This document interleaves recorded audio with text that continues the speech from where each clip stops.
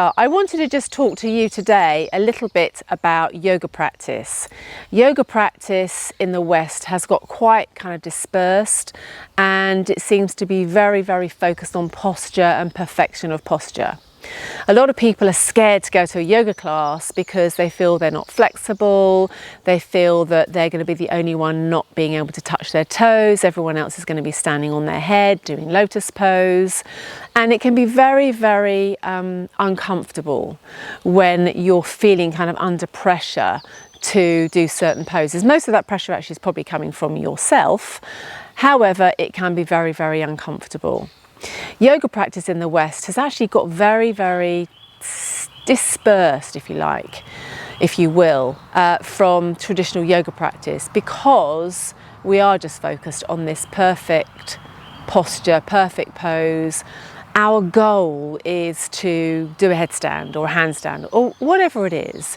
These things do come, they do come over time.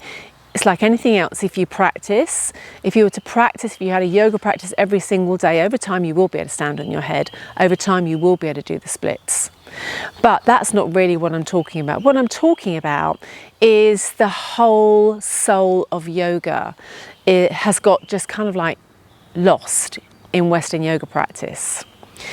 Now, yoga practice is very much about the mind. It's very much about the dispersion of the ego in order that we can kind of shine our true self. And that really is what yoga is about. It's about quietening the mind in order for the true self to come forth. Basically, what that means is you can be the very best version of yourself when you do yoga practice. And in the yoga practice, that does include self-study. And that's what I wanted to talk to you about today, self-study. Self-study is also known as svadhyaya in Sanskrit in the yoga world, in the sutras of Patanjali. Patanjali was an ancient sage who systemized yoga about 2,000 years ago, but it existed before then anyway. But he kind of like put it into a system which is famous all over the world these days. Now, svadhyaya is the study of oneself. It's a study of the divine. And that all sounds very highfalutin, but it's very simple.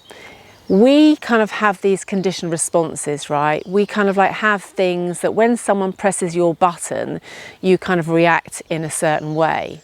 You know, and you kind of have these thoughts that you keep having. So I can tell you that 90% of the thoughts that you're having today are the same ones that you had yesterday and the same ones that you had the day before that.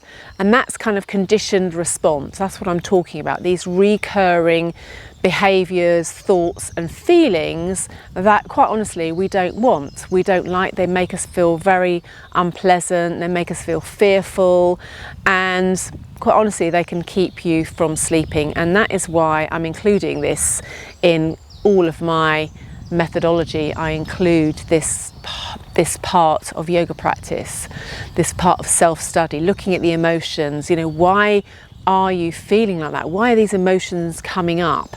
Most of the time we're kind of keeping these like pressure cooker lids. Imagine that you've got like surrounded by pressure cookers, and we're just trying to get through the day keeping the lids on of these pressure cookers because we don't want that stuff coming up. But over time that stuff just bubbles under the surface, and it's much better out than in.